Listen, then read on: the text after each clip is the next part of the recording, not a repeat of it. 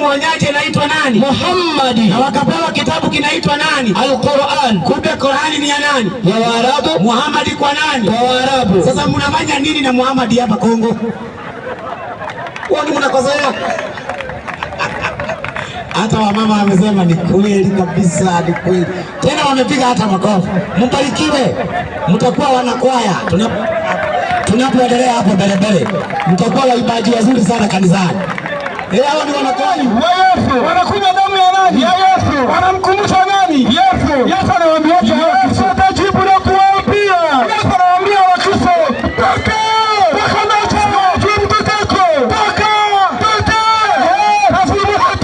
Yesu anawafukuza Wakristo hadi watokapo. Kwa nini Yesu anafukuza Wakristo? Isaya 13:1. Isaya. Sikopita wewe Isaya 13:1. Isaya 13:1. Kwa nini Yesu anawafukuza Wakristo? Mnakwenda mbinguni mnakufa kama moshi. Na Isaya 13:1 mwalimu. Ndio maelezo yake. Akarogwa. Nisaidie Hesabu 23. Hakika. Sasa sikiliza kwetu. Hesabu 23:23. Twende. Hakika. Sikiliza, hakika. Hapana uchawi juu ya Yakobo. Hapana uchawi juu ya Yakobo. Na wala uganga juu ya Israeli. Na Yesu alitoka wapi? Katika Israeli. Na leo tunazungumzia wa kumfuata ambaye ni Yesu na Muhammad. Tufuate nani? Yesu Kristo. Maana harogeki. Tufuata Muhammad unamfuata at your own risk. Warning of last days. Sauti ya ukweli. Wapi? Kwa sababu hatuongelea Ishmaeli. Tunaongelea Mtume Muhammad ambaye Waislamu wanasema ni mtume wa dunia mzima, watu wa dunia mzima wamfuate. Na Yesu Kristo tunayesema ni mwana wa Mungu aliye hai ambaye Mungu amemweka ili kukomboa dunia mzima. Sasa kati ya hawa wawili ni nani wa kufuatwa? Kwa hivyo ili tuweze kumfuata Muhammad au tumfuate Yesu, lazima tujue ni faida gani, sababu gani tuweze kumfuata. Lakini katika mtiririko wa mada wa dakika 20 mimi sijajua kwa nini nimfuate Mtume Muhammad, hiyo sijajua. Lakini ninataka niweze kufundisha kwanza, alafu baadaye tutakuja kuangalia mambo mengine huko mbele. Kwanza kuna Biblia ambaye ndani yake ina Injili ya Yesu, na kuna kitabu cha Qur'ani ambacho maneno ya Mtume Muhammad yanapatikana ndani ya Qur'ani na maneno ya Yesu yanapatikana ndani ya Injili, sio ndani ya Qur'ani. Yesu anaongea ndani ya Injili, sio ndani ya Qur'ani. Sasa katika Qur'ani imetolewa aya ati Yesu alimtabiri Muhammad ati kuna nabii atakayekuja nyuma yake anaitwa Ahmad Muhammad. Haya maneno Yesu hajawahi kusema ndani ya Injili yake, na kama alisema maneno kama hayo katika Injili yake, Waislamu mtoe. Hayo ni maneno Muhammad ameyaweka kwenye Qur'ani akamsigizia Yesu. Hiyo mweke kwa mfuko.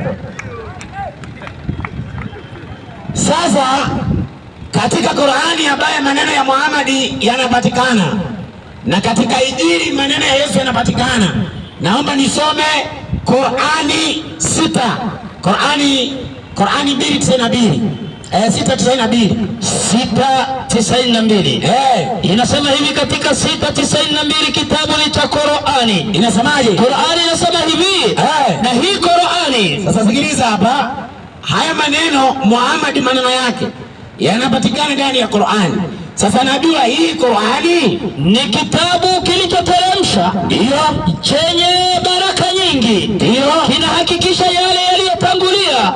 Na ili sasa sikia, ili makusudi, sababu na ili uwaonye watu wa mama wa mji wa Maka, uwaonye watu wa mama wa mji Maka na watu walio pembezoni mwake. Kumbe Muhammad na Qur'ani yake anaambiwa aonye watu wa mama wa mji wa Maka na walio pembezoni mwa Maka. Hapa ni Maka, hapa si Maka, hapa ni Kongo. Na Qur'ani na Muhammad wanatakikana wale wapi? Maka, na hapo karibu na Maka. Kwa hivyo watu wanatakikana kwenda polisi, wana kitabu cha wenyewe na nabii wa wenyewe, yaani waende Jeddah, Madina, hapo ile hiyo hapo wasivuke. Alafu baadaye tutawaonyesha sio Mungu alimtuma Muhammad. Unajua sisi wa Kristo tunaruhusiwa kuwafuata manabii ambao Mungu alituma. Katika manabii ambao Mungu alituma, Muhammad hayumo ndani. Nitawaonyesha kwa nini hayumo ndani. Sasa tunauliza Yesu na injili yake sasa. Wewe Yesu na injili yako inatakikana ihubiriwe wapi?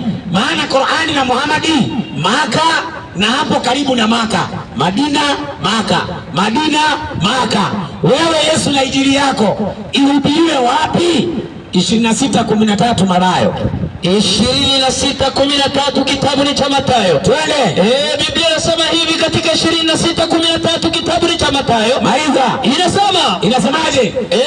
Amini nawaambieni. Kila patakapohubiriwa injili hii. Yesu alipewa injili na anasema mahali patakapohubiriwa injili hii katika ulimwengu wote.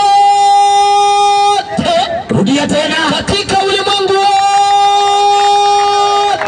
Kwa hivyo injili ya Yesu inahubiriwa katika ulimwengu wote, lakini Qur'ani na Muhammad Maka na pembezoni mwa wapi? Mwa Maka. Alafu nyinyi mnamleta Muhammad Kongo.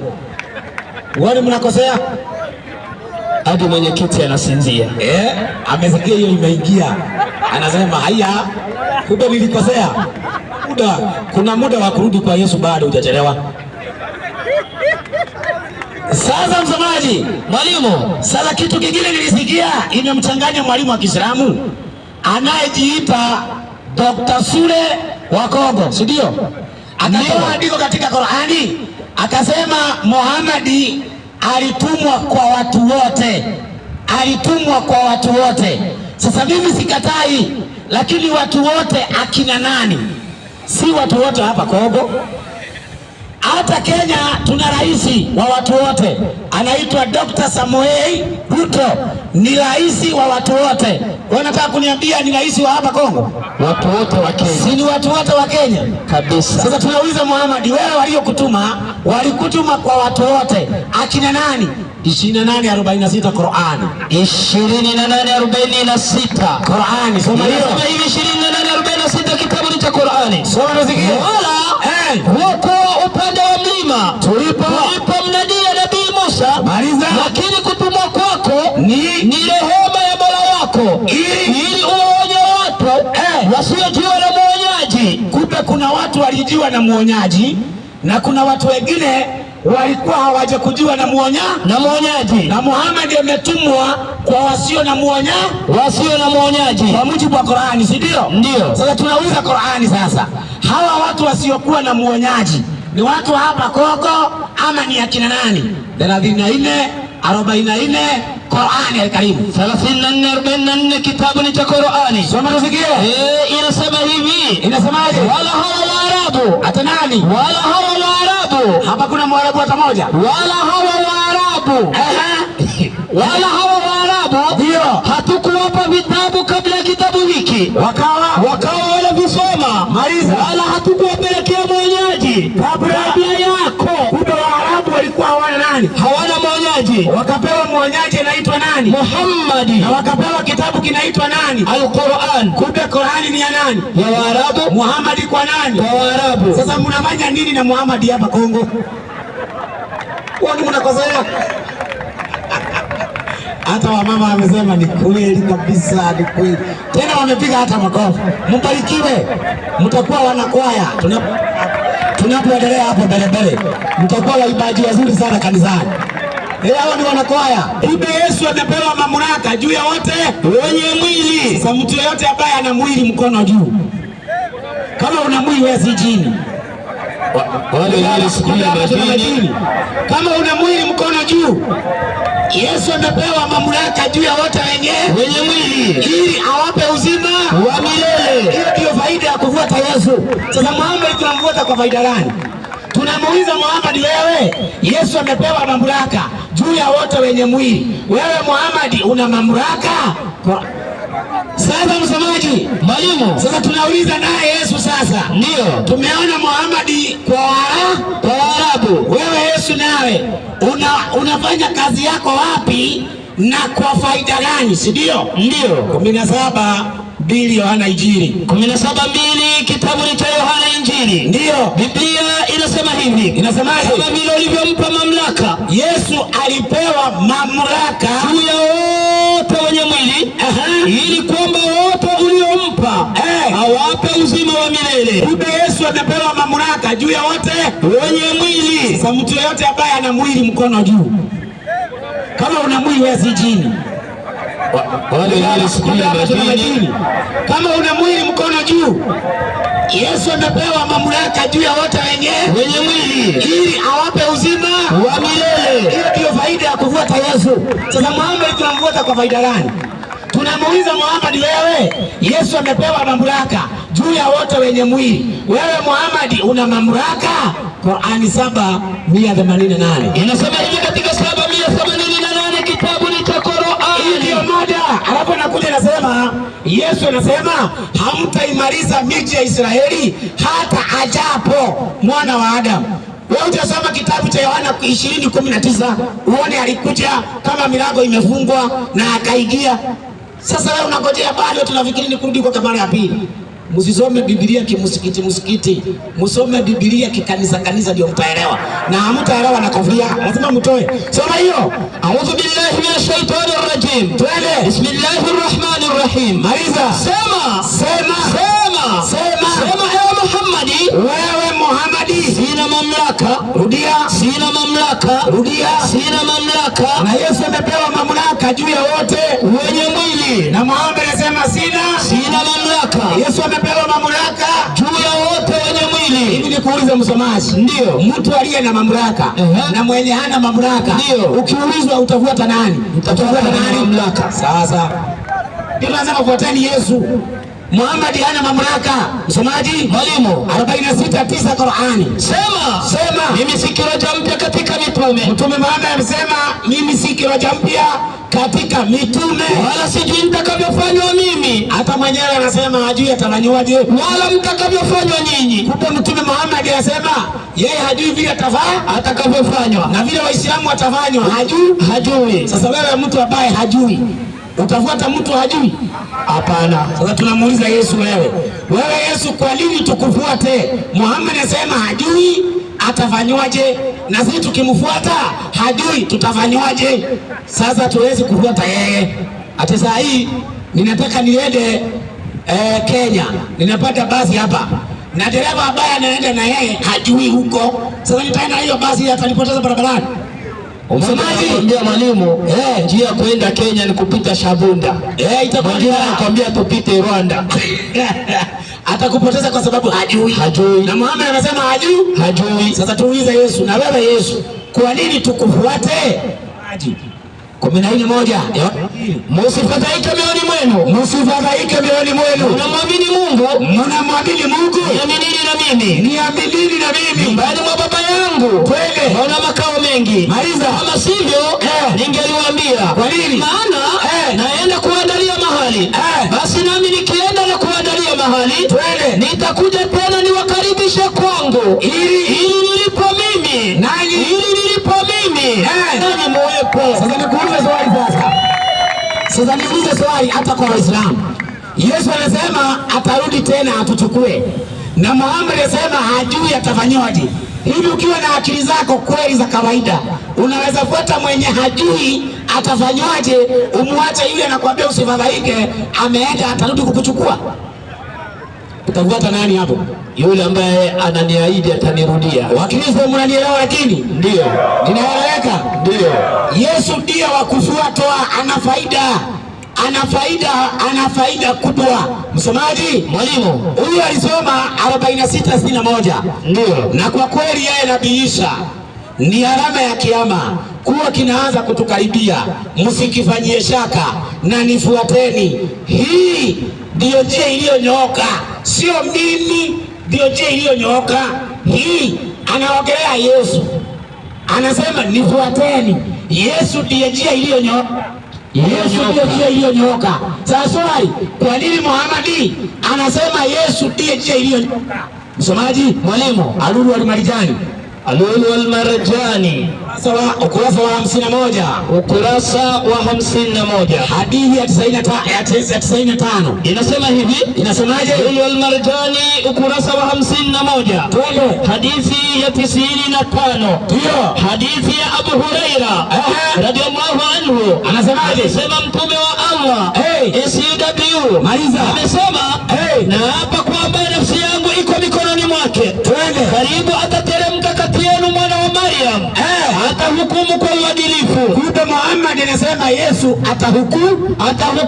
Sasa wewe utafuata yule atahukumiwa ama yule atahukumu? Nitafuata yule atakayehukumu. Muhammad anasema nani atahukumu? Yesu Kristo. Kwa hivyo atahukumiwa na nani? Muhammad na Yesu Kristo. Sasa tumwache anayehukumu Muhammad, tufuate Muhammad atakayehukumiwa? Hatuwezi pata mhukumiwa abadan, iwezekani. Tunauliza Biblia, ni kweli Yesu ndiye atakayehukumu? Wakorintho wa pili 4 kuanzia mstari wa kwanza. 4:1 Wakorintho wa pili. Wakorintho wa pili 4:1 inasemaje? Tumetoa hiyo moja nzuri. Kwa nini tumfuate Muhammad? Kwa nini tumfuate Yesu? Faida ni nini? Soma hiyo. Inasema hivi, tumetoa pili 4:1. Ndio. Na kuagiza mbele za Mungu. Na kuagiza mbele za Mungu. Na mbele za Kristo Yesu. Na mbele za Kristo Yesu. Atakayewahukumu walio hai na waliokufa. Kumbe atakayewahukumu walio hai na waliokufa ni nani? Yesu Kristo. Na Muhammad amefanyaje? Amekufa. Na Yesu sasa tunaongea, amekufa ama ako hai? Yesu yuko hai. Utafuata aliye hai ama mwenye amekufa? Nitafuata aliye hai. Ukiwekea mtu amekufa hapa na mwingine ako hai, nani atakusaidia? Yule aliye hai. Sasa kwa nini tufuata Muhammad na amekufa na Yesu yuko hai? Tunamfuata aliye hai. Kwa nini tumfuate na ako hai na ako mbinguni akiwa hai? Msomaji, mwalimu, waraka wa kwanza wa Yohana 2:2. Watoto wangu wadogo, nawaandikia haya ili kwamba msitende dhambi. Nawaandikia haya ili kwamba msitende dhambi. Na kama mtu akitenda dhambi, tunaye mwombezi kwa Baba. Yesu Kristo mwenye haki. Ata Yesu Kristo. Yesu Kristo mwenye haki. Ata Yesu Kristo. Yesu Kristo mwenye haki. Twende. Ndiye mpatanishi kwa dhambi zetu. Na wala si kwa dhambi zetu tu. Rudia tena. Wala si kwa dhambi zetu tu. Rudia tena. Wala si kwa dhambi zetu tu. Na bali kwa dhambi ya dunia yote. Kwa dhambi za ulimwengu wote. Dunia mzima Yesu ndiye mpatanishi kwa dhambi za watu. Je, Muhammad ana dhambi? Yesu ni mwenye haki? Muhammad ana dhambi? 47:19 Qur'an. Yesu ni mwenye haki. Yesu ni mwenye haki. Muhammad je, ni mwenye haki? Soma tusikie. Inasema hivi. Twende. 47:19 kitabu ni cha Qur'ani. Twende. Qur'ani inasema, jua ya kwamba nini? Hakuna abuduye kwa haki ila Mwenyezi Mungu. Twende. Naomba msamaha kwa dhambi zako. Kumbe Muhammad ana nini? Ana dhambi. Na Yesu ni mwenye haki. Muhammad ana dhambi. Yesu ni mwenye haki. Sasa kati ya mwenye haki na mwenye dhambi, nani atasaidia mwingine? Mwenye haki. Unaona Biblia inasema Yesu ni mwenye haki. Na ndiye anapatanisha dhambi za ulimwengu wote. Na ndiye atakayehukumu. Nasaidia wa Filipi 2:9. Anasema amekiribiwa jina lipitalo kila jina, kwa jina la Yesu kila goti lipigwe. Inasema hivi katika 2:9 kitabu ni cha Wafilipi. Biblia inasema kwa hiyo tena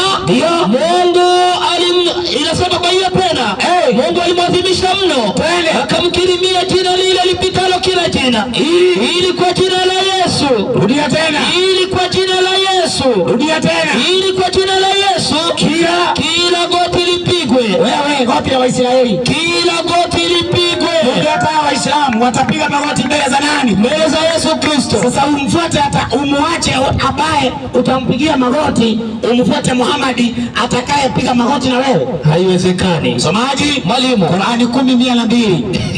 10:102 kitabu ni cha Qur'ani. Yaani ukiona mtu anafuata Muhammad hajamuelewa na hajasoma, kwanza saa hii sijaongelea nani alimtuma, na ngoja tu aguze tu. Unajua Qur'ani inasema Mungu katuma yeye, Mungu katuma yeye. Hayo maneno si Mungu anasema, nitawaonyesha mwenye anasema Muhammad alitumwa na Mungu. Mungu hajawahi sema mimi nimetuma Muhammad, hakuna mahali. Ni Muhammad anasema mimi ni nabii wa Mungu, anajisemea, na wengine nitawaonyesha. Soma hiyo. Inasemaje? Basi wanagoja jingine. Ndio. Ile kuatia mfano wa siku za adhabu. Kumbe watu wanagoja kuwajia siku za nini? Za adhabu. Siku za nini? Za adhabu. Zilizowafika watu waliopita kabla yao. Ndio. Sema. Asingojeeni. Mimi pia ni pamoja nanyi katika wanaongojea. Kumbe Muhammad anasema kuna watu wanangoja adhabu, na yeye ako pamoja nao katika kugoja nini? Adhabu. Sasa mwenye anangoja adhabu utamfuataje? Haiwezekani. Utamfuataje? Haiwezekani.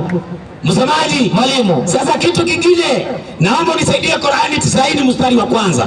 90. Muhammad hawezi akafuatwa, hana faida. Leteni faida yake, sio kusema ati ametumwa kwa ulimwengu mzima. Atusaidie na nini? Mnasema tu ametumwa. Atusaidieje? Faida yake gani? Soma hiyo. 90 mstari wa kwanza. 80 mstari wa kwanza. Inasema hivi. Katika 81 kitabu cha Qur'ani. Sura Abasa inasema alikuja mtume paji na kugeuza uso. Kwa nini? Kwa sababu alimtia kipofu. Kumbe kipofu alienda kwa mtume. Mtume akafunga ni akakuja huyu akamkunjia uso, akakasirika. Sasa kama hajasaidia kipofu wakati yeye ako duniani, sasa tutamfuata atusaidie nini? Kuna kipofu alienda kwa Yesu akatoka akiwa kipofu? Hakuna. Msomaji, mwalimu. 20:32 kitabu cha Mathayo. 20:32 kitabu ni cha Mathayo. Yesu ana faida, afuatwe. Muhammad hana faida, wachaneni na yeye. Mungu hajamtuma, ni yeye tu anasema nimetumwa na Mungu. Soma hiyo. Inasemaje? Mkutano wakamkaribia wanyamaze. Ndio. Lakini wao wakazidi kupaza sauti wakisemaje? Uturehemu Bwana, mwana wa Daudi. Uturehemu Bwana wa Daudi. Yesu akasimama akawaita akasema, ndio, mnataka niwafanyie nini? Akamwambia, Bwana, nataka macho yetu yafumbuliwe. Maliza. Yesu akawahurumia. Rudia tena. Yesu akawahurumia. Kumbe Yesu alihurumia vipofu. Muhammad anakuja uso. Yesu akahurumia vipofu. Maliza. Akawagusa macho yao. Wakafanyaje? Mara wakapata kuona. Kwa hivyo ukimwambia kipofu aende kwa Yesu atafanyaje? Ataona. Akienda kwa Muhammad atakasirikiwa. Atakujiwa uso. Sasa utamfuataje? Msomaji, mwalimu. Yesu ana faida, si ndio? Ndio. Yesu ana faida. Na ndio naona wakati Yesu alipokuwa hapa duniani, nisaidie 12:19 Yohana Injili, ulimwengu wote ulimfuata Yesu. Lakini Muhammad alipokuwa hapa duniani, hakuna ulimwengu ulifuata yeye, ni Waarabu tu. Ni Waarabu peke yake. Soma hiyo. Inasema hivi. Inasemaje? Katika 4:19 12:19 Yohana. Inasema hivi katika 12:19 kitabu ni cha Yohana. Iko hapo mwalimu, inasema hivi. Inasemaje? Mafarisayo wakasemezana wao kwa wao. Mafarisayo wakasemezana wao kwa wao. Mwaona kwamba hapai neno lolote. Tazameni. Ulimwengu. Rudia tena. Ulimwengu. Rudia tena. Ulimwengu. Rudia tena. Ulimwengu. Umekwenda nyuma yake. Kumbe Yesu alifuatwa na ulimwengu mzima. Ulimwengu mzima. Alifuatwa na ulimwengu mzima. Ulimwengu mzima. Lakini Muhammad akiwa hai, kuna ulimwengu ulimfuata? Hakuna. Si ni Waarabu peke yao? Peke yao. Hawa ndio wamedanganyika, hawa watu wa Kongo hawa wakaenda kwa Muhammad. Hiyo ni kosa la jinai. Tokeni huko kabla mlango wa rehema hujafungwa mkafukiwa nje. Msomaji, mwalimu. 14:6 Yohana. Inasema Yesu akawaambia, mimi ndimi njia. Yesu anasema mimi ndimi njia, kweli na uzima. Yesu ndiye njia, kweli na uzima. Kwa hivyo ukitaka kwenda kwa uzima unapita kwa nani? Kwa Yesu Kristo. Mtume Muhammad akitaka uzima anapita kwa nani? Kwa Yesu Kristo. Hao wakitaka uzima wanapita kwa nani? Kwa Yesu Kristo. Sasa mtamwacha yule ambaye ni njia alafu mfuate yule mnapita naye? Haiwezekani. Inawezekanaje? Haiwezekani. Inawezekanaje? Haiwezekani. Haiwezekani. Haiwezekani. 52:31 Qur'ani. 52:31 kitabu ni cha Qur'ani. Tupe habari. Inasema hivi. Inasemaje? 52:31 Qur'ani. Inasemaje? Qur'ani inasema hivi. Ndio. 52:31. Niko hapo 52:31 kitabu ni cha Qur'ani nasema. Sema Muhammad. Ngojeeni. Na mimi pia ni pamoja nanyi katika wanaongojea. Maliza. Sifi mimi tu peke yangu. Maliza. Nanyi mtakufa vile vile. Kumbe Muhammad alikufa. Na sasa hivi tunaongea ako kwa kaburi. Muhammad alikufa na ako kwa kaburi. Nisaidie Yohana 1:17. Yohana 1. Ufunuo wa Yohana. Nilipomwona ndio nikaanguka miguuni pake. Akaweka mkono wake wa kuume juu yangu. Ndio. Akaniambia usiogope. Mimi ni wa kwanza na wa mwisho. Maliza. Na aliye hai. Nami nilikuwa nimekufa. Maliza. Natazama ni hai. Hata milele na milele. Na sasa tunaongea Muhammad yako kaburini. Yesu yuko hai.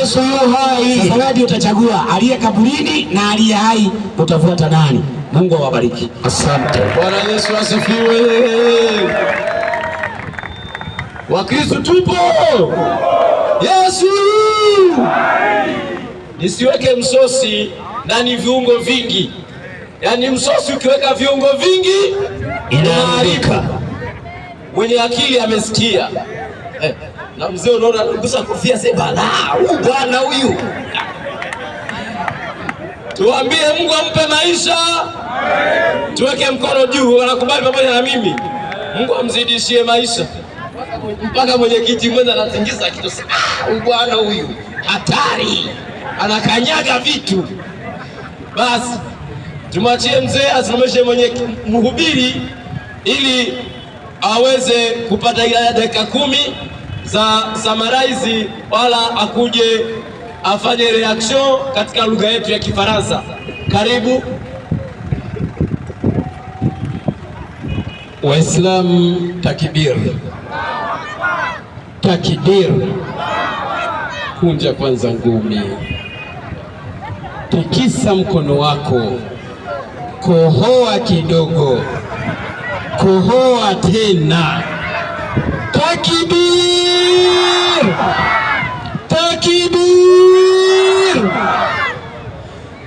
Mwenyekiti mwenza, mimi napenda Bwana Ndacha, Mungu ampe maisha marefu. Amen. Yawezekana siku moja akatoka kule akarudi kwenye Uislamu. Mimi naomba ampe maisha marefu. Unajua kwa nini? Kwanza Ndacha hali nguruwe. Na Muislamu hali nguruwe. Kwa hiyo karibu mnakuja kuingia msikitini. Waislamu, takbir. Maana hapa Wakristo wote hapa wanakula nguruwe. Nikisema anayekula nguruwe mkono juu, wote watanyosha. Anayekula nguruwe mkono juu. Simona bwana. Kwa hiyo nyinyi ni Waislamu watarajiwa. Kule mpo tu, lakini Waislamu watarajiwa. Kunja ngumi, kohoa kidogo, kohoa tena. Takbir. Dr. Sule, dakika 25 mmepita, lakini kachafua mazingira. Hebu nenda kafikia yale magonde yote, kisha anza kufundisha. Dakika zako 10. Asante. Asa huyu ndo mhubiri wa Kenya huyu. Nilimwambia tangu jana ajue kwamba ipo Kongo. Waislamu na wasiokuwa Waislamu, nikwambia kitu kimoja. Unajua tatizo ya Wakristo wote duniani katika kusoma kwao ama katika kutoa aya, kuna yale ambao wako na katikati, ndio tatizo lao. Lakini sisi wahubiri wa Kiislamu tupo nasoma yote mmoja. Lakini oneni sasa vile mwenyewe umemaliza mada. Maneno yake ya mwisho mchungaji wa Kikristo amesema hivi, wao hawawezi wakamfuata mtu ambaye iko ndani ya nini? Ya kaburi. Hawawezi wakamfuata mtu ambaye iko ndani ya kaburi. Lakini wanamfuata Yesu kwa sababu iko wapi? Mbinguni. Waislamu wanapokufa mnazikwa wapi? Kaburini. Wakristo wanapozikwa wanakufa wanazikwa wapi? Kaburini. Wanamfuata nani? Muhammad. Amemaliza mada. Takbir. Mada imeisha. Mada imeisha. Sallallahu ala Muhammad. Sasa Pastor Ndata ametoa Lu'lu' al-Marjan ukurasa wa 51, amekata maneno. Soma msomaji wangu. Nasema hadithi ya Abu Huraira. Hadithi ya Abu Huraira Amesema mtume wa Mwenyezi Mungu. Anasemaje? Na hapa kwa ambaye nafsi yangu iko mikononi mwake. Sikia pastare ametoa haya hadithi, amekata kipande. Na hapa kwa yule ambaye nafsi yangu iko mikononi mwake. Karibu atateremka kati yangu mwana wa Maryam. Atateremka kati yangu mwana wa Maryam yake Yesu. Atahukumu kwa uadilifu. Yeye atahukumu kwa uadilifu. Mtungaji akakata kachia hapo na msomaji wake. Macho wako na kode. Wanakuwa na usiteremke. Sasa teremka na maelezo. Yesu mtoto wa Maryam. Yesu mtoto wa Maryam atavunja misalaba. Atavunja nini? Misalaba. Kwenye kanisa kuna nini? Kuna misalaba. Atakuja kwa Yesu, atakuja kuvunja nini? Misalaba. Vunja, teremka. Na atafuana nguruwe. Takbir. Allahu Akbar. Kwa mchungaji amesema Yesu atakuja kuvunja misalaba na kuvunja nguruwe. Mchungaji akasema kwamba wanaye mwombezi wao, wanayemwombea, alafu yeye mwenyewe akajipachika. Hapa nitapagusa baadaye. Akatoa Korani 6:92. Toma haraka basi msomaji. Na 6:92. Msomea haraka dakika 10 nimalize pote. Na hii Qur'an. Tena mchungaji ameshapotea mada. Adui iko wapi? Anafikiri iko Kenya. Hapo kwa Kongo. Na hii Qur'an. Na hii Qur'ani ni kitabu tulichokiteremsha. Ni kitabu tulichokiteremsha. Chenye baraka nyingi. Amekamilisha mada ya jana mwenyewe. Chenye baraka nyingi. Tunahakikisha ilikuwa kabla yake. Tunahakikisha ilikuwa kabla yetu. Na ili waonye watu wa Maka. Ili tuwaonye watu wa Maka. Na mama wa mji wa Maka. Na mama wa mji wa Maka ukacharabu na Ummul Qura. Najua na sita tafsiri kwa sababu sina muda kufasiri. Na watu waliomo pembezoni mwake Maka. Pembezoni mwake mama. Hivyo Waislamu hapa tuko Bukavu. Pembezoni ya Bukavu sinikwenda Rwanda. Ni Rwanda. Utasema Rwanda ni Bukavu. Hapana. Sasa takibiri mwenyewe amekubali. Tena katika kauli yake akasema hivi. Malizia. Kwa maana Maka iko katikati ya ulimwengu wote. Tena kwa maana Maka, kwa sababu Maka iko katikati ya ulimwengu wote. Bali akuendelea, alimekata kipande. Maka wale wadanje. Akiona kaina ukapata anakata na wamekanisa. Anaona kaendelea ataibika. Huyo hakuja kuongoza watu. Akatoa Qur'ani 26:13. 788 Qur'an. 788. Bismillahirrahmanirrahim. Huyu bwana hajua kwenye iko. Hapa ni Kongo. Soma haraka damu kwende. Inasema 788 nasema 788. Sina mamlaka juu ya kujipa nafuu. Unasikia? Sina mamlaka juu ya kujipa nafuu. Akakatia hapo. Watamani wajanja. Usikia tu sina mamlaka. Akasema sina mamlaka, akikomea pale. Akafika na achia pale. Ana msomaji wake ni wa teknisie. Hawa ni wabandia hawa. Lumeimbwa. Wewe umeimbwa Kongo. Endelea. Sina mamlaka ya kujipa nafuu. Sema Muhammad, sina mamlaka ya kujipa nafuu. Wala kujiandalia madhara. Wala kujiandalia madhara. Ila apendavyo Mwenyezi Mungu. Ila upendapo Mwenyezi Mungu peke yake. Hapo kuna la ajabu alizungumza. Hakuna. Kuna la ajabu alizungumza. Hakuna.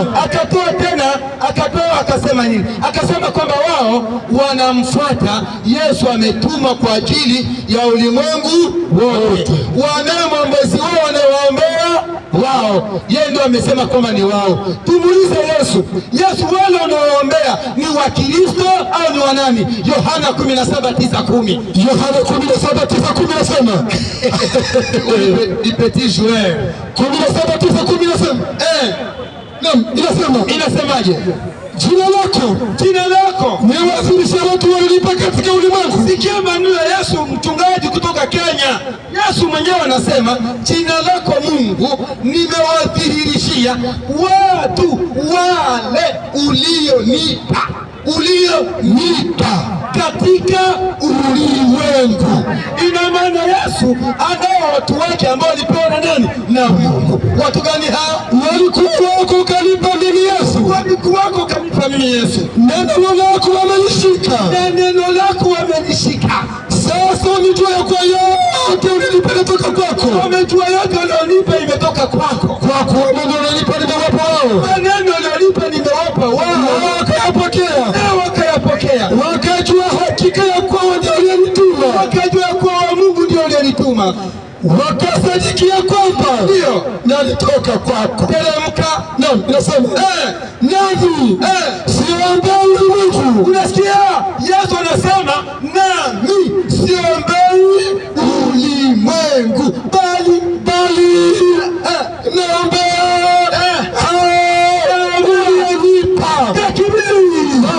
Yesu anasema haombei ulimwengu bali anaombea hao ulionipa. Yesu ulipewa watu gani? 2:6 Mathayo au 15:24 Mathayo. 15:24 Mathayo. Hapo ndo Kongo mchungaji. Kongo. Na nasema bado tatu. Kusoma tupande kwa nini? Mungu anamaliza maneno. Nasema tupande kwa nini? Teremka. Yesu akajibu akamwambia, sikutumwa ila kwa kondoo waliopotea nyumba ya Israeli.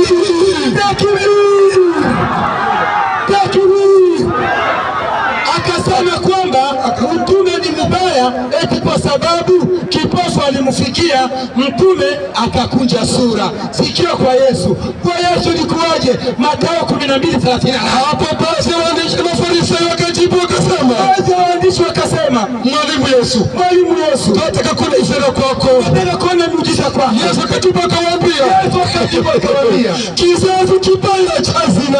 Tunatukana kizazi kibaya na cha zina. Tafuta ishara. Sasa mwenye kukunja sura na mwenye kutukana kwamba kizazi kibaya na cha zina, mwenye kuwa na matambo zaidi ni nani? Mwenye kutukana. Na mbona kwa uzungumze?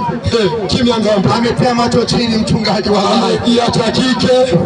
Kwa mada yetu Waislamu akasema eti mtume alituma kwa watu wote, akatoa mfano wa Kenya. Katika aya ya Qur'ani 7:158 tuone kama Mungu alisema Maka. Kama alisema tumekutuma kwa watu wote wa Maka, maana pale kuna sheria, lakini hawakuongeza. Soma hiyo 7:158 nasema. Sema. Nabii Muhammad, enyi watu wote, hakika mimi Muhammad ni mtume wa Mwenyezi Mungu kwenu. Kwenu nyinyi wote. Wamesema Maka? Hapana. Kwa watu wote. Ndio maana wanapozika wanamfuata Muhammad wapi? Kaburini. Wanamfuata Muhammad wapi? Kaburini. Kama wamtaki Muhammad, wanapokufa wako na zikiwa angani. 22:15. Soma hiyo. 22:15 nasema anasema kwamba Mwenyezi Mungu hatamruhusu Nabii Muhammad. Wao wametoka Kenya kwa malengo ya kuja kumdhalilisha mtume, kuja kumtukana mtume, hakuna kuja kufundisha. Ndio Mungu anasema wanaodhani kwamba Mungu atamnusuru mtume, hatamsaidia mtume wake katika dunia na akhera, hatamsaidia mtume katika mbingu na akhera. Basi ajifunge kipazi, na ajinyonge, mwenye chuki na Muhammad ajinyonge, mwenye wivu ajinyonge. Mtume ndio mtume wako wewe, taka usitaka. Salamu alaykum. Wa alaykum salaam wa rahmatullahi wa barakatuh. Takbir. Kunja ngumi kwanza, tikisa mkono wako, kohoa kidogo, kohoa tena. Takbir. Raha sio raha, raha sio raha. Unajua kule kwetu Bongo huwa tunasema hivi, kurukaruka kwa maharage ndiyo kuiva kwake. Na mimi nilijua dokta hapa katulia tu kwa sababu walimu wangu mimi nawaamini. Ndio maana nimekaa hapa, yani na relax, tunasema ndacha wacha ruke tu, baadaye atakaa kimya atulie. Maana mwenyekiti mwenza hapa alikuwa ananiambia shehe, hapo mmetumaliza kwa kweli. Mwenyekiti mwenza, chukua maiki, karibu. Bwana Yesu asifiwe. Bwana Yesu asifiwe. Hapa kweli kitaeleweka leo, hakuna kumalizika hapa. Subiri niwaitie mwalimu wa walimu wote. Niliwaambia tampa jina Kongo Frotteur, Frotteur. Ukipita tu la effacer le tableau, une minute il efface le tableau. Jina mpya hiyo, atafuta vyote kwa miniti moja. Karibu bingwa, mwalimu wa walimu. Ninashauri bwana, fanya kazi yako. Kwanza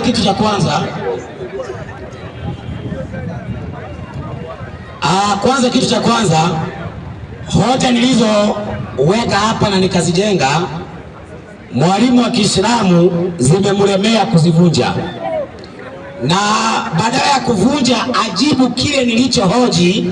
Kwa mfano, sikiliza, mimi nilihoji ya kwamba Mtume Muhammad anasema Yesu ndiye atakaye kuja kuhukumu na Muhammad atahukumiwa na Yesu. Sasa yeye alipokuja hapa, hiyo hajaguza. Unaona hajaguza. Kile ambacho ameongelea ni ya kwamba Yesu anakuja kuvunja misalaba na kuua nguruwe, lakini kuhukumu ameiacha hivyo hivyo. Kwa hivyo hajavunja Yesu hata hukumu. Kile amesema atavunja misalaba na ataua nguruwe. Unaye mwenyekiti akaambia watu wanaokula nguruwe wachukue mkono juu, na hajatoa andiko katika Biblia Wakristo wanaruhusiwa ama wameambiwa wakule nguruwe. Mimi natoa andiko kwa Qur'ani, Waislamu wale nguruwe, na wapa andiko.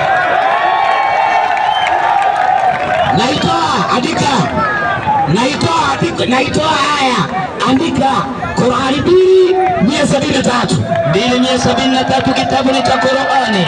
Waislamu kwa mujibu wa Qur'ani mnafaa kula nguruwe, lakini si nyingi, kidogo. Soma hiyo. Inasema katika 2:173 kitabu ni cha Qur'ani. Twende. Yeye amekuharamishia mzoga tu, ndio, na damu na nyama ya nguruwe. Maliza. Kilichochinjiwa katika kuchinjwa kwake jina lake asiyekuwa Mwenyezi Mungu. Maliza. Lakini aliyepikiwa na madhara, aliyofikiwa na dharura, ya kula vitu hivi kama nguruwe bila kutamani wala kupita kiasi, yeye hana dhambi. Kwa hivyo Muislamu akila nguruwe na asipitishe kiasi hana nini? Hana dhambi. Kwa hivyo Waislamu wanafaa kula nini?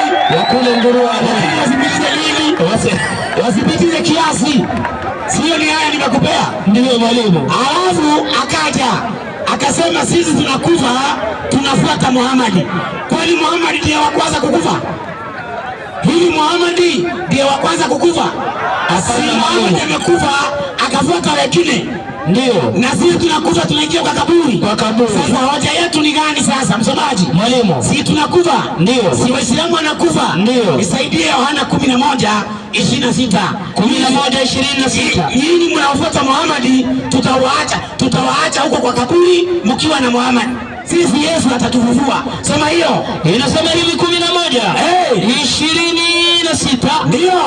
Martha akamwambia, najua ya kuwa atafufuka katika ufufuo siku ya mwisho. Maliza. Yesu akamwambia, mimi ndimi huo ufufuo. Na uzima. Yeye aniaminia mimi, yule anayemwamini Yesu ajapokufa atakuwa anaishi. Bwana Yesu asifiwe. Hiyo ndio hoja. Mimi natamani mtoe andiko mwenye na mwamini Muhammad hata kama atakufa atakuwa anaishi. Toeni hiyo kunyesha mvua makunguru. Kuna msomaji? Mwalimu. 6:39 Yohana. 6:39. 6:39 kitabu ni cha Yohana. Soma. Inasema hivi katika 6:39. Yohana Injili. Yesu akajibu akawaambia, Yesu akajibu akawaambia, ndiyo kazi ya Mungu. Mwaminini yeye aliyenituma. Inasema hivi, ndio na mapenzi yake aliyenipeleka ni haya. Yule aliyemtuma Yesu mapenzi yake ni haya, na kwamba katika wote ulionipa, wote ambaye Yesu alipewa, nisimpoteze hata mmoja, bali nimfufue siku ya mwisho. Bwana Yesu asifiwe. Amen. Hakuna yeyote anafuata Yesu atakayepotea. Wote watafufuliwa siku ya mwisho. Watakaofuata Muhammad, nani atawafufua sasa? Si mnaona vile mko kwa saa? Alafu mama nyinyi mnakaa hapo mnategemea. Msemaji alafu akakuja akasema pembezoni nimetoa aya Muhammad ametumwa Maka na pembezoni. Sasa nauliza katika Qur'ani, walio pembezoni mwa Maka ni akina nani? Msemaji mwalimu, 901 Qur'ani, 901 kitabu ni cha Qur'ani. Walio pembezoni mwa Maka ni nani? Soma hiyo. Inasema hivi, katika 901 kitabu ni cha Qur'ani. Soma. Qur'ani inasema hivi. Inasemaje? 901 ndio inasema hivi, na katika mabedui wanaokaa pembezoni mwenu katika vitongoji vya Kiarabu, ndio neno hapa Madina. Kumbe kitongoji ama walio vitongojini vya Maka ni wapi? Madina, si hapa Kongo. Ni wapi? Ni Madina. Ni Madina, ndio ndio. Sasa nipe Qur'ani tafsiri ya chapa ya 8 ya Farshi, chapa ya 8 ukurasa wa 797. Alafu nisomee kwa kichwa tu, soma hiyo tusikie. Inasema hivi, ndio inasema athari ya uchawi juu ya Mtume Muhammad. Kumbe Mtume Muhammad ameadhirika na nini? Na uchawi. Kumbe Muhammad amerogwa. Kumbe Muhammad amerogwa. Kumbe Waislamu wanafuata mtume aliyerogwa. Kama wewe ni mrogi roga Yesu tuone.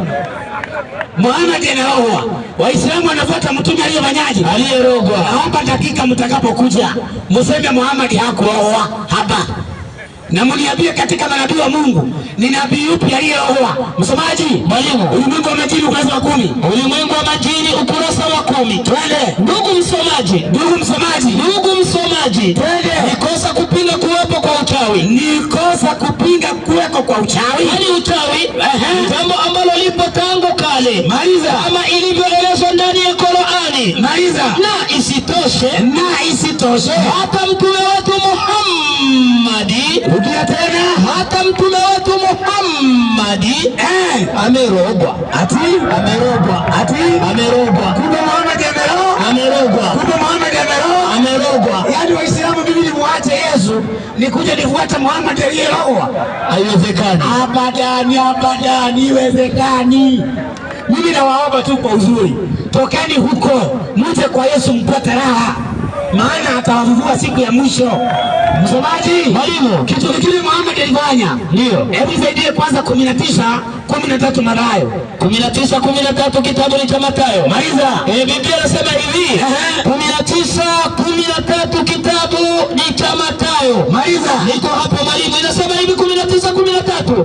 Ndipo akaleta watoto wadogo ili aweke mikono yake juu yao na kuombea. Kumbe Yesu alikuwa anapelekea watoto, anawawekea mikono, alafu anafanyaje? Anawaombea. Kumbe Yesu alikuwa anawaombea watoto. Sasa naomba unisaidie Aluru Alimarijani ukurasa wa 844. Ukurasa iko pale juu 844. Inasema hivi, inasemaje? Ukurasa wa 844. Ndio. Niko hapo. Hadithi yake iko hapo chini, soma.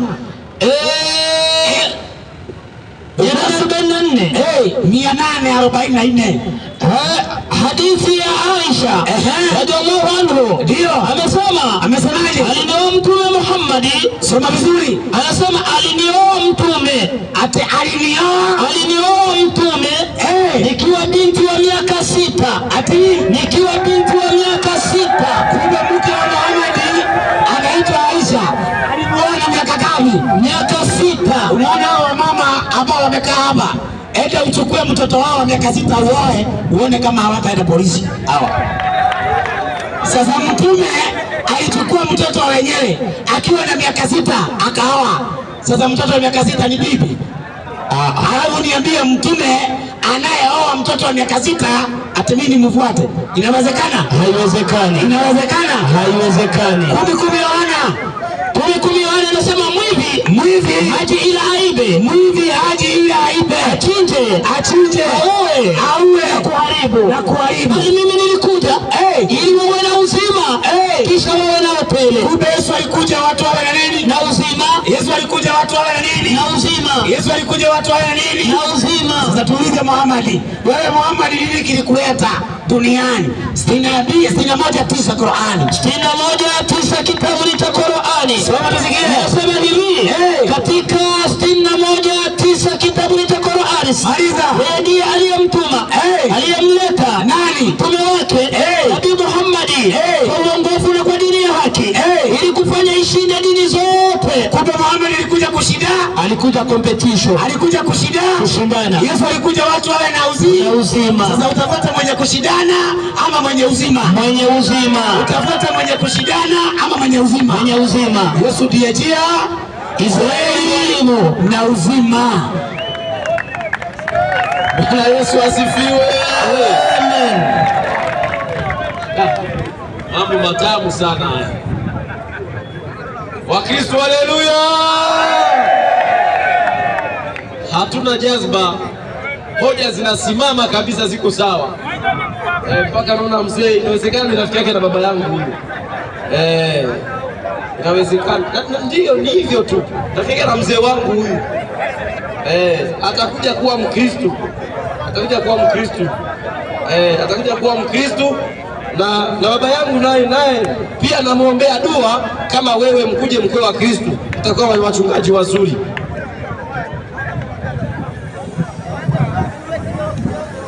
Bwana Yesu asifiwe.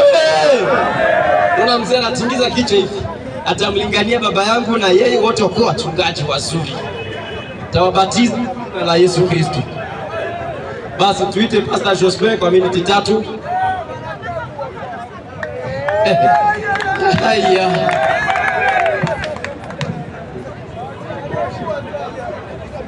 Bwana Yesu asifiwe. Nani ndio hivi? Inshallah. Asante sana. Bwana Yesu asifiwe. Kuna mwenyekiti mwenza hapa anajikakanua. Jamani, mtu akwenda motoni tu ni hivyo. Wanaenda motoni na bidii. Hiyo kwa Wakristo aitishe hiyo. Kuna mtu anaenda motoni na bidii kubwa. Kumbe anajikakanua tu kwenda motoni. Sisi hatutishike na hiyo. Kesho tupo hapa. Tupo hapa kama Uislamu dini ya kweli, kama Uislamu Mungu yupo, muweke mada hapa, Mungu wa kweli ni nani? Muweke hapa. Utakanyagwa sawa kabisa. Sisi tupo tayari. Walimu wako, vigogo na waamini kabisa wanafanya sawa. Walimu wote wako hapa. Hata Ndacha akirudi walimu wako hapa, Bukavu wako, Goma, walimu wako wazuri tena. Kesho tuko hapa na mwalimu Ndacha, tutawakanyaga kwa neema ya Bwana. Bwana Yesu asifiwe. Wakristo, haleluya. Pungeni mkono juu, pungeni mkono juu. Yesu. Subiri niweke mwalimu aweze kuleta swali kwa dakika 3. Kuna mwalimu hapa wa Kiislamu amechukua dakika 25 yeye mwenyewe tu. Hiyo aichukue kitu yoyote sisi kwa Wakristo. Tuite mwalimu apandishe swali kwa dakika 3. Bwana wewe unakuwa na maswali hatari wewe.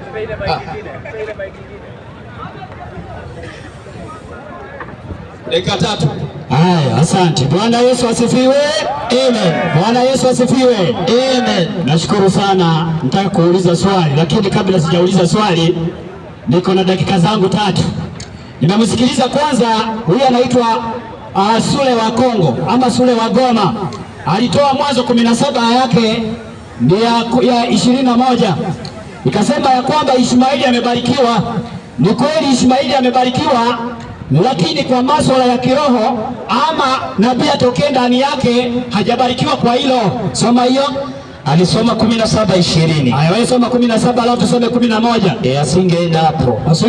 Sikiliza vile nakutibu sasa. 17 kitabu ni cha Mwanzo. Yaani kutafuta utume wa Arabuni ama kufuata mtume wa Arabuni ni kosa la jinai. Soma. Ndipo Ibrahimu akaanguka kifudifudi akacheka. Akasema moyoni, je, mtu wa umri wa miaka 100 aweza wake atazaliwa mtoto? Soma. Naye Sara mwenye umri wa miaka 90 atazaa. Ibrahimu akamwambia Mungu kwamba Ishmaeli angeishi mbele yako. Kwa hivyo Ibrahimu alimsihi Mungu Ishmaeli aishi mbele yake. Mungu alisemaje? Mungu akasema sivyo.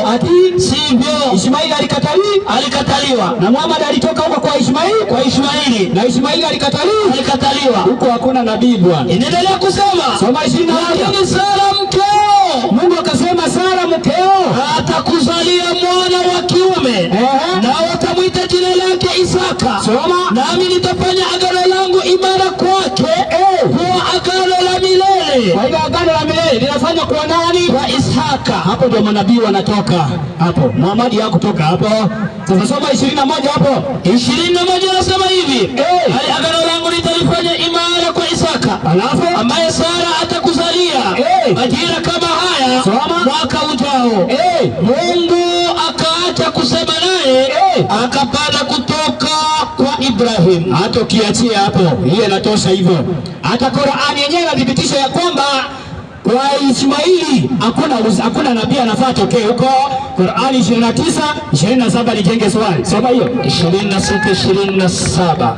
Nyinyi wote mnafaa mfuate Yesu. Maana Yesu ametoka kwa ukoo wa Isaka. Ukoo wa Ishmaeli hatufai kufuata nabii ambaye anatoka huko. Na kama nabii atatoka huko, atakuwa nabii wa uongo. Soma hiyo. 26:27. 29:27 Qur'an. 29:27. Chap niulize swali.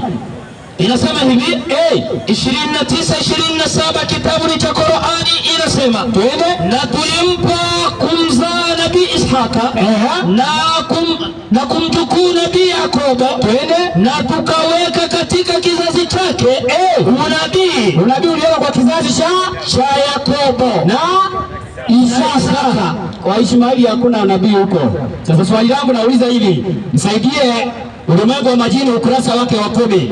Alafu andae chapa ya 8 pia tusome hapo, niulize swali hapo.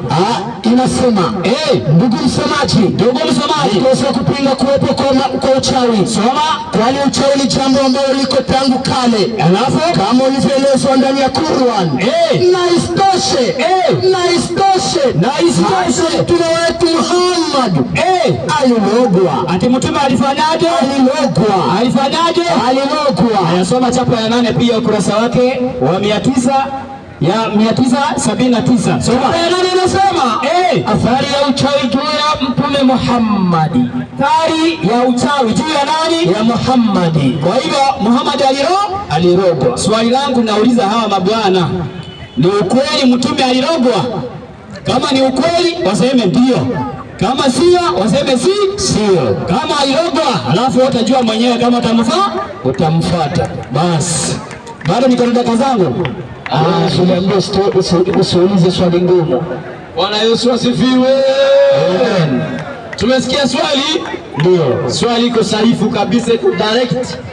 Je, mtume alirogwa? Ndio ama hapana? Uko na no. Miniti moja tunajibu swali. Swali mtego bwana, huyu bwana hatari huyu. Haya. Swali mtego, ndio ama hapana? Haya. Uchague tu. Karibu, karibisha mwalimu. Na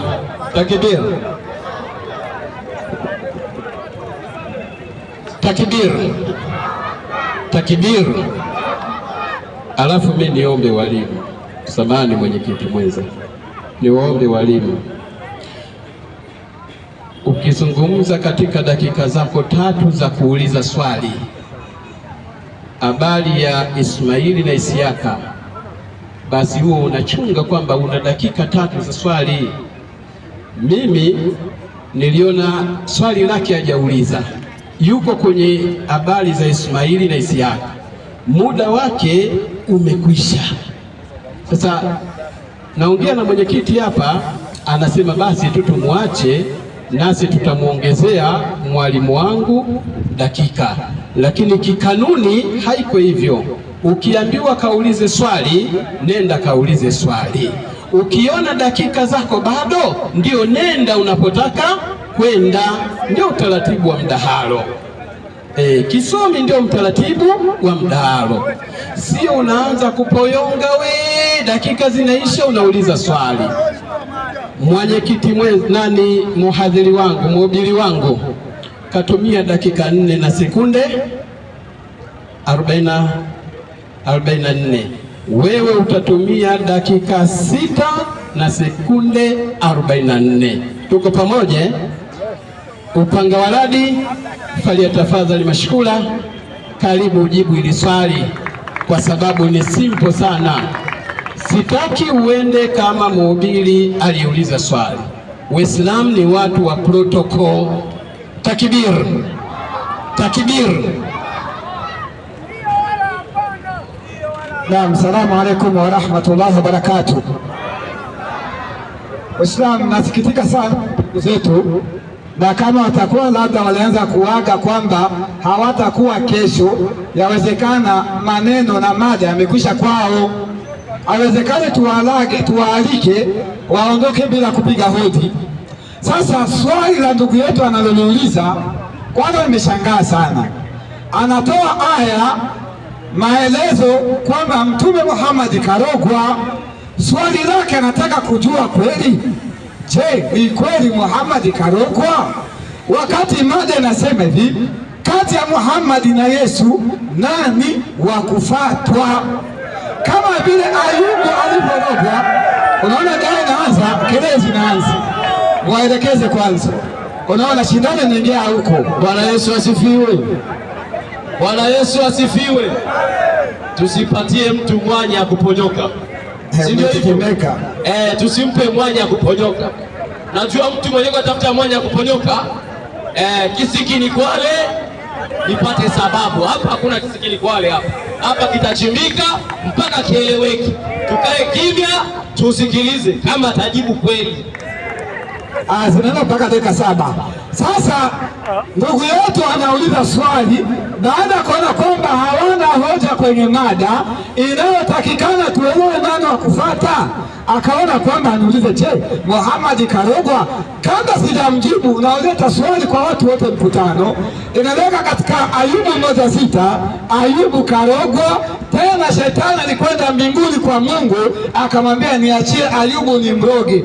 Swali kwa Wakristo, baada ya Ayubu kurogwa na shetani, Mungu aliambia watu wa Ayubu wasimfuate? Na kama walimfuata Ayubu, mada ya kuroga na kuanza kwenye mada, inna lillahi wale wakisema wamekufa hawa. Subiri kidogo, simamisha. Takbir. Waislamu takbir. Hamjasimamisha. Waislamu takbir. Simamisha hapo. Hajasimamisha. Bwana, tumeshasimamisha. Uniamini? Nakuamini. Mimi ndio mbongo. Nakuamini sana. Wanipotezea mudi hao. Waislamu takbir. Waislamu, swali limeulizwa. Kuna Muislamu amepiga kelele? Yupo? Mimi nashangaa ndugu zangu wa Kristo. Ndacha ndugu yangu ametulia kabisa, mwenyekiti ametulia, wahubiri wametulia, hawajanyosha hata mkono. Na mimi ninasema maneno haya kwa sababu yawezekana kabisa wale ndio wale tunawasema ni kundi ambalo limekuja kwa ajili ya kupiga nini? Makelele. Sikuelewa kanuni. Muache muhadhiri wa Kiislamu ajibu maswali, akili yako ndio itambue amejibu au hakujibu. Sasa lile inawezekana ni kundi ambalo limetoka nyumbani kwa ajili ya kuja kupiga kelele. Hivi amjifunzi basi hata kwetu huku. Waislamu akiwa mwalimu wa Kikristo anajibu swali, hakuna anayepiga kelele. Hiyo ndio kanuni ya midahalo. Si anajibu kile ambacho anakijua yeye. Wewe kelele za nini? Naombe ni mkae kimya ili daktari hapa amechoma sindano, sasa aingize dawa. Takbir. Mwalimu, endelea. Yaani eleze kwamba na dakika zangu 5 mwanzo krono mwanzo na dakika zangu 5 na 1.5 ya nyongeza. Kwa hiyo ingelikuwa nimeshuka hapa sijajibu, ndio mngesomea, mngekuwa na haki, lakini bado natengeneza maneno aliyosema. Kwa hiyo nataka niweke wazi kwamba ndugu zetu hawa wanaelewa kwamba hawana hoja, ndio maana wanataka wafanye kelele ili kwamba tusiwe kwenye lengo. Sasa nataka niende moja kwa moja kwa Yesu, alafu nijibu kwa swali lake. Msomaji, mwalimu, nifungulie kwanza Marko 3:20 kwa sababu kuna maneno yanayotengenezwa kwa manabii, watu wakaifanya kwa ndio hoja, baada kuna kwamba maadui wanatukana manabii. Soma hiyo. Mkutano wakakusanyika tena, mkusanyo wakakusanyika tena, wao wenyewe siwezi hata kula mkate. Ndiyo jamaa zake walipata habari, wa jamaa za Yesu walipopata habari, mkutano napoona kwamba Yesu hajaja, wakatoka kwenda kumkamata. Jamaa za Yesu, ndugu zake Yesu, wanakwenda kumkamata. Ni bahati mbaya hatuna kitabu cha Yehova matatani kama kingeacha raji. Apendelea. Ndiyo alisema, maana alisema Yesu, huyu Yesu amerukwa na akili. Takbir.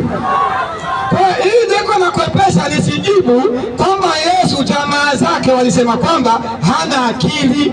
Kama Waislamu tungekuwa na chuki na Yesu, tungesema kumbe Yesu haikuwa kufanya nini? Wa kufuata. Kwa sababu hawezi kupata mtu ambaye hana nini? Mwenda wazimu huyo. Unaona hatari yake. Ndio anaweza je, Muhammad kweli karogwa? Nipungulie Qur'ani chapa ya 8 ukurasa wa 843 hapo. Sikieni haya maneno sasa. Sasa je, Muhammad karogwa? Nakupa jibu. Walid bin Mughira aliwaambia hao waliokutana watakapowasili, waliambia watu ambao walipokutana naye wakati watakapowasili, kama mkisema mambo tofauti, kama mtasema mambo tofauti yanayopingamana kuhusu Muhammad, maneno ambayo yanapingamana kuhusu Muhammad, tutapoteza itibari yetu, tutapoteza itibari yetu. Kwa hivyo kwa hivyo ndio hebu tukubaliane juu ya rai moja, tukubaliane juu ya rai moja. Watu wanapanga rai ya kutaka kumangusha mtume, tukubaliane nini? Ambayo sisi wote tutaisema bila mgongano. Unaona maneno ambayo watakayoisema bila mgongano, tuone kenyewe walipanga. Endelea. Baadhi ya watu wakasema kuwa watasema Muhammad ni mtabiri. Unaona watu waanze kupanga, tuseme Muhammad ni mtabiri. Walid akasema wallahi yeye Muhammad si mtabiri, haiko mtabiri tambitambi. Endelea. Tumeona watabiri wanachonongonana kunongonezana. Unaona wanachonongonezana wao kwa wao. Endelea. Na tukisema hakifanani kabisa na Qur'ani, na Kenya wao wanasema tukisema tunaenda Qur'ani.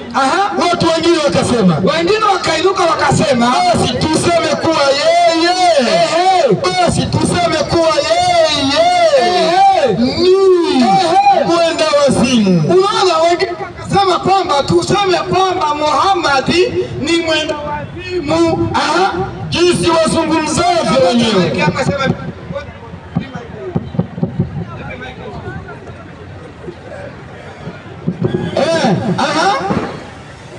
Endelea msamaji. Jinsi wazungumzavyo. Ndio. Na wafanyao mambo ya kijinga. Tunajua wenda wazimu mambo yao, wanafanyaga mambo ya wenda wazimu. Endelea. Kila mmoja wao akasema Bwana ni mwenda wazimu. Lakini Walid akasema hakika yeye Muhammad si mwenda wazimu. Walid akawakatalia kwamba Muhammad si mwenda wazimu. Unaona, kwa hiyo jambo hilo lenye alikuwa alitoa, kwa sababu kwenye hadithi walisema kwamba Muhammad amerogwa kwa kuwa yeye Muhammad ni mwenda wazimu. Qur'ani inasema kwamba waliopanga hizo njama ni watu ndio walikuwa wanafikiria waseme tuseme kwamba Muhammad ni mwenda wazimu, Muhammad karogwa. Sasa jameni, kama hoja la kurogwa ndio linampa tatizo, ikiwa hoja hii tutaipeleka kwa Yesu, maanake Yesu atakuwa hajali wa kufuatiwa. Msomaji, Luka 8:46. Luka 8:46. Ndio sikia sasa kitu kinakuja hapa. Kama kama mtamtegemea kwa haya mausausa, jamani mnakwenda na maji. Haraka msamaji. Luka 8:46 nasema. Ndio. Yesu akasema mtu aliyenigusa. Yesu anasema kuna mwanamke kamgusa Yesu. Yesu anasema mtu aliyenigusa maana ya kuwa mimi nguvu zinamfanyaje? Nguvu zimenitoka. Ona kama Yesu tu amegusiwa nguvu zinamtoka, angeliruka manga imange bakia mzima. Kwa Yesu wamemgusa tu kwenye kanzu akatepeta. Hata wangempiga sumu ingekuwa ni ile ile Bwana Mungu. Msomaji mwalimu akasema ndugu yetu kwamba nakumbuka hoja yake kuwa Muhammad hawezi akapatiwa kwa sababu aliongea na kipofu. Muhammad akakasirika na muuliza Yesu katika Marko 11:12. Marko 11:12. Ndio. Hata asubuhi yake walipotoka Bethania. Asubuhi yake walipotoka Bethania, Yesu aliona njaa. Akaona kwa mbali mti wenye majani. Yesu akaona kwa mbali mti wenye majani. Akaenda ili labda aone kitu juu yake. Yesu akawa na wasiwasi, aisha siku ana njaa, aone kama atapata japo matunda huko. Alipofikiria, Yesu aliposogea huko, hakuona kitu ila majani. Yesu akaona kitu isipokuwa majani peke yake. Na si wakati wa tini. Endelea. Akajibu akawaambia mti. Yesu akajibu akawa na hasira akaambia mti. Sikieni hii hoja. Akaambia mti. Akaambia mti tangu leo. Na Yesu alikasirika, tangu leo hata milele asile matunda kwako. Yesu ameubariki ameulaani. Juu ya njaa Yesu anadhani nini? Muti. Na alifika juu ya nini? Asenge kwani mmeunga na mwana maragi. Angekulaani kwenda motoni. Haya, asante sana. Umefika kweli kwa Mungu. Haya, asante. Uislamu takbir. Uislamu takbir. Uislamu takbir. Uislamu raha si raha. Raha si raha. Kunja ngumi kama raha. Tikisa mkono wako. Kohoa kidogo. Kohoa tena. Takbir. Takbir. Takbir. Naomba sasa ukae kimya ili utulie. Ndio itikadi yetu Waislamu, ama sio? Kaa kimya, sikiliza tu. Yaani wewe kaa sikiliza tu, lakini weka akilini mwako. Tuseme inshallah. Tuseme tena inshallah. Mwenyekiti mwenza, karibu. Bwana Yesu asifiwe. Namshangalia mwalimu anajikakanua, kumbe hakuna kitu. Basi subiri niite mwalimu ajibu kama walimjibu wala hawakumjibu. Kabla mwalimu hajapanda, watu wote tunaelewa, si ndio hivyo? Si ndio hivyo? Ifalazeme wibu tuelewe sisi wenyewe. Sawa mwalimu. Haya, sasa 1 2 change battery. 1 2. Bwana Yesu asifiwe. Bwana Yesu asifiwe. Bwana Yesu asifiwe.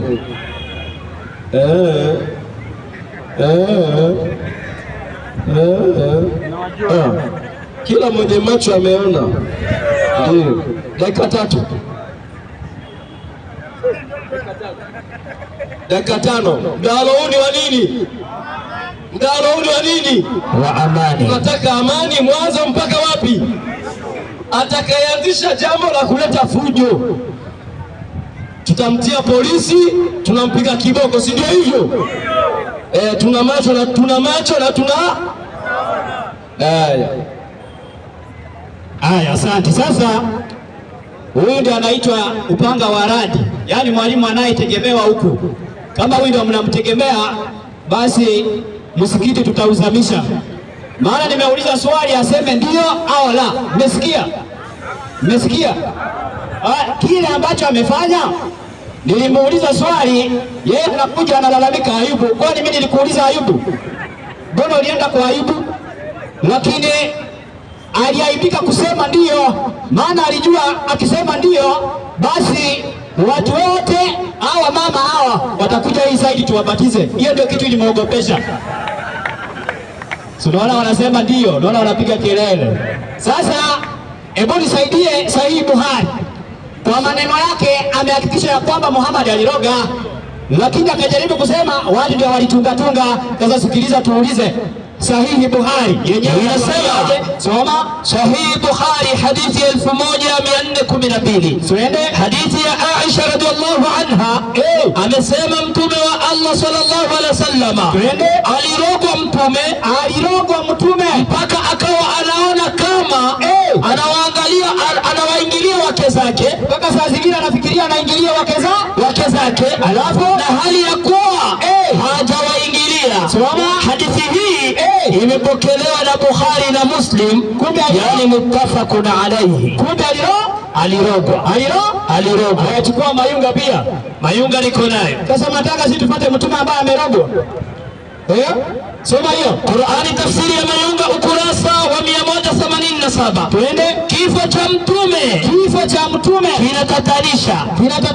Je, amekufa kifo cha kawaida au ameuliwa kwa sumu? Twende. Anasema mwana Aisha, sema mama Aisha, kuwa tulimnyosha dawa mtume wakati wa maradhi yake, na mtume akazuiwa, alikuwa akakaziwa, na alikuwa amekataza asinyweshwe. Soma waandishi wa Kiislamu. Sasa sikiliza, waandishi wa Kiislamu wanasema kuwa sio wewe upanga waradi na Kongo na huyu sure from Kongo, waandishi wanachuoni na maneno hayo yanatoka katika kitabu kinachoitwa Fathul Bari. Wanasema juzuu ya 10 ukurasa wa 175. Haya, wanasema waandishi wa Kiislamu wanasema kuwa waliohusika kumnyosha dawa hiyo kwa nguvu,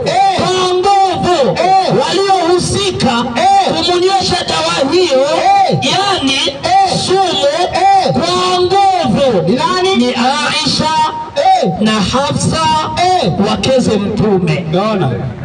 Na kwamba sumu hiyo, dawa hiyo ni sumu. Kwa hivyo Muhammad alinyosha nini? Sumu. Mara akarogwa. Nisaidie hesabu 23. Hakika. Sasa sikiliza kwetu. Hesabu 23. Twende. Hakika. Sikiliza, hakika. Hapana uchawi juu ya Yakobo.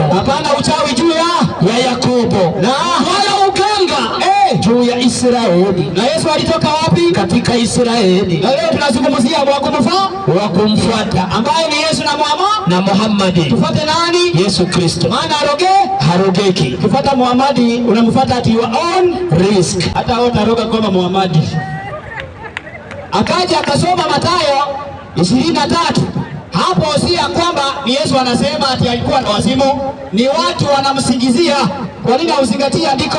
Watu ndio wanasema amerukwa na wazimu.